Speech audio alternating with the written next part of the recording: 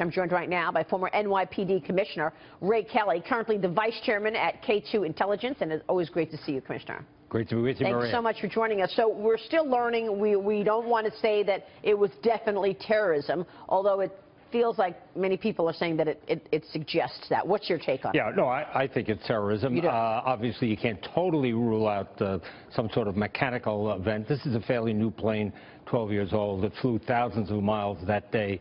It's most unlikely that it's anything but terrorism. So the plane was at different locations before Charles de Gaulle. So you wonder if that was the vulnerability where a bomb or something was put on the plane. Absolutely. I mean, what kind of regimen do they have in Eritrea? I don't know. Chances are it's a little different in each port. And Tunisia, like lots of places that we're speculating, they don't have good security. And Charles de Gaulle as well. I mean, you can claim that you have absolute the greatest security, but there's so many people passing through there. I think the backside of the airport where workers go is really a vulnerability. Each plane is cleaned when it lands. This plane was only on the ground for a little over an hour. You know how they turn them over. So they have a cleaning crew that gets on. You have the people loading, getting. How much security check is going on during that process? So it's clearly a vulnerability there. How would you characterize the U.S. right now? I mean, we haven't seen a terrorist attack in a little while. Well, obviously we did. We saw it in San Bernardino. Yes. But before, are we stopping it? Are they still trying to attack us? Characterize our security in the U.S. Yeah, I think we're stopping it. I think the FBI is doing a good job. They rolled up a lot of people in the last 2 years. Over 80 arrests have been made. I like that. Anytime there's any manifestation of, or even thinking about doing something untoward, and there's a manifest act, I think they should be arrested. That's what the FBI is doing. But as so many people have said, we have to be right every time. They only have to be right once. So what should people take away from this issue then? I mean, if this is terrorism, the terrorists are alive and well, obviously. We're going to have to travel. That's it. You hope that there'll be more focus. And obviously, we want to know what happened here. We don't know the specifics of it. But here's a plane that was in 4 countries the day before. I think it's very difficult to guarantee safety when you have that sort of country hopping. It's just the way it is, and it's going to be very difficult to do an investigation if, in fact, it focuses on the ground crews. Hundreds of people touched that plane that day to service it in 4 different countries. And apparently the authorities are scouring this wide area south of Crete to look for plane debris, and they found a seat. They found some luggage, a body part as well, according to the reports this morning. Yeah. This reminds me a little bit of Lockerbie bombing, 1988. There was no claim of responsibility. It was a bomb that was in the checked baggage.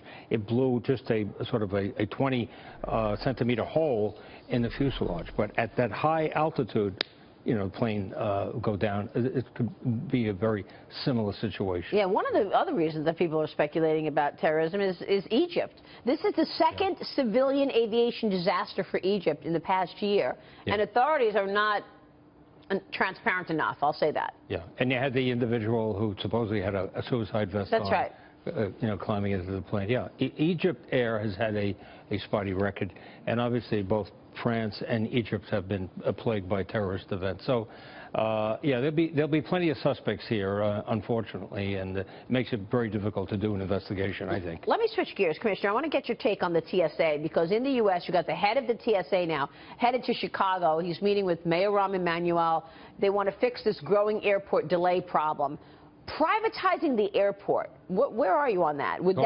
I'm totally against it. You're against it. 5 days after 9/11, I was asked down to go to Washington by then Secretary Mandetta with a group of people to try to get planes back in the air. One of the things that came from that meeting was the creation of the TSA. I don't think you can have private entities, the airlines themselves, controlling the flow of traffic. They would be more vulnerable than government. I believe so, ultimately. Just, notionally they would be. I mean, they're good people who will try to do a good job, but I think you need a government entity to do it. I think they need more resources. Quite frankly. It's a troubled agency. I'm sure money can be saved in other areas, but I think they need more people to do the job. And by the way, that's the whole issue as well. Some people are speculating that it was government employees at some of these smaller countries like Tunisia, employees that were working, you know, in the airports that could have.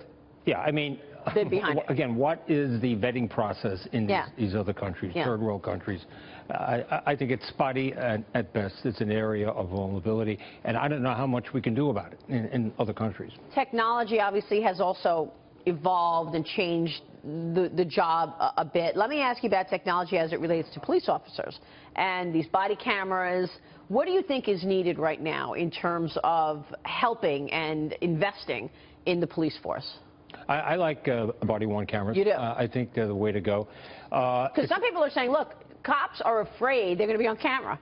Yeah. So they're not. There's that Ferguson effect, obviously. You know what? They're going to be on camera anyway. Everybody over 10 years of age has a camera in their phone. And there's cameras all over the place. Exactly. And what happens is you see half an event or three-quarters of an event. You don't see the whole event. Now, if police officers are recording an event, you at least have the potential of seeing everything that happens, and we'll see a vastly more great beneficial acts on the part of the police than untoward acts. Yeah, it's nice to see some investment, frankly, for the police.